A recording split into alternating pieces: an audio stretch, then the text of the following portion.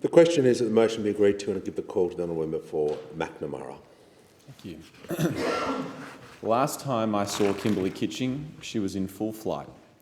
We were at the John Curtin Research Gala dinner. Curtin was a figure that made sense to Kimberley.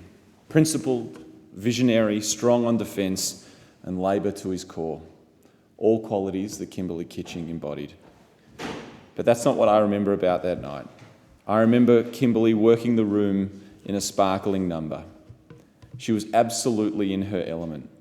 In a crowded room, filled with comrades, sipping on a glass of wine and talking about matters of state. Kimberley was smiling and animated in every conversation, cheekily grinning, as she always did, charming those surrounding her with in-depth analysis on Ukraine, China, the economy, the federal election, on any topic really. And only a week later, I received a call that shook me to my core. Kimberley was my friend, and I'll miss her. But to be honest, Kimberley was more than that.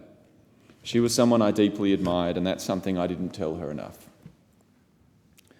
Kimberley Kitching was probably the toughest person in this parliament. She was a force. Unafraid of being outnumbered, Kimberley did what she thought was right. Always. She was a Democrat, deeply passionate about the cause of democracy in Australia and around the world. She was never afraid to stray beyond our borders to take up causes of forgotten or voiceless people. She would take on dictators and authoritarian regimes and not blink an eye. Kimberley was not afraid. She was an activist in the truest of Labor traditions. People have spoken of her skilled pursuit of the Magnitsky laws in Australia. I remember getting a call from Kimberley inviting me to a Zoom she organised with the great Bill Browder to talk about the proposed laws. In true Kitching style, I arrived on the Zoom and it was a bipartisan group, because Kimberley knew that this wasn't going to pass with Labor alone. After the meeting, Kimberley organised signed copies of Bill's book for the members and senators. She knew that creating a real connection with the cause was essential. It was skillful. It was graceful, it was smart politics, and it worked. Magnitsky is now being used, just as Kimberley imagined. Russia's invasion of Ukraine is an affront to everything Kimberley stood for: freedom, sovereignty, and democracy.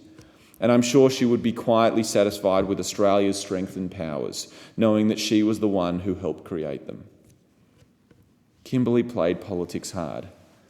But she always navigated through the day-to-day with good fun, humour and charm that made her fantastic company. When she first came into this place, she had a lot of doubters and detractors, especially on the government side of the House.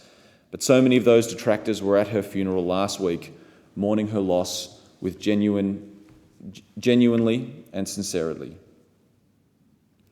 Closer to home, Kimberley cared about McNamara, or it was previously known Melbourne Ports, an electorate she'd lived in, been a local Labor Party delegate in, and a Caulfield branch member.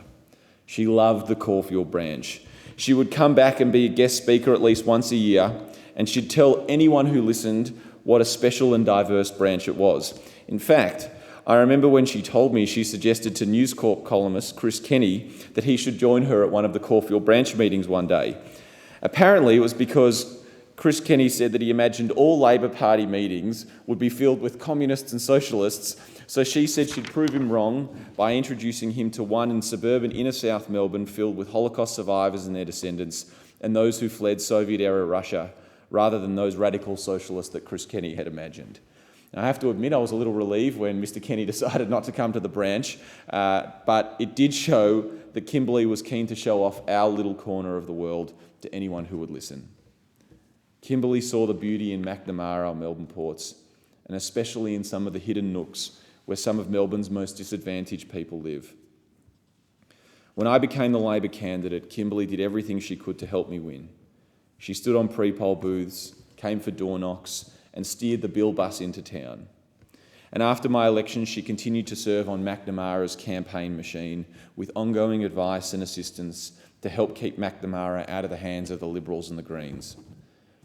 She loved every corner of our special part of Melbourne, from Port Melbourne and Albert Park to St Kilda and Elwood and across to my home in Caulfield, where she too once lived. and she was unflinchingly passionate about the Jewish community. Kimberly deplored anti-Semitism and loved the state of Israel in the mould of Labour luminaries like Doc Everett, Bob Hawke and Julia Gillard.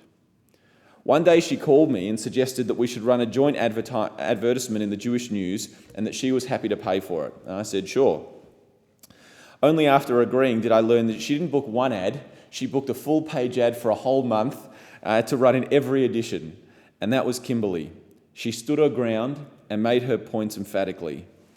She loved politics, she loved the cause of Labor, she loved the Senate, and she believed in the great Australian Labor Party. She can't be with us on election day or the government benches, but we can win this election in the fighting spirit that she embodied. Kimberly would want us to stand our ground, to remain strong and principled and remain true to the Labor traditions of democracy, solidarity and representation for Australia's working people. And finally, I want to conclude by wishing my deepest condolences to her family, her parents, Bill and Lee, her brother Ben, and most of all, her soulmate Andrew. If she was formidable enough solo, the two of them together were truly meant to be in politics, together. Andrew was unflinchingly dedicated to his wife, and Kimberly to him. A true partnership of love and loyalty. Kimberly was loved, and she loved in return. On behalf of the people of McNamara, with special mention of her dear friends in our community, including my dear friend Dr. Adam Carr, the Pinskia clan, Henry Marcia, Abby, Rebecca and Jake, Dr. Nick Dyrenfirth, Michael Borowick, Dean Scher, Sylvia Freeman, and of course my predecessor Michael Danby and Amanda, and many, many more. We send our love to Andrew, her family, her loyal staff, and with a heavy heart we say, rest in peace to our dear friend Kimba.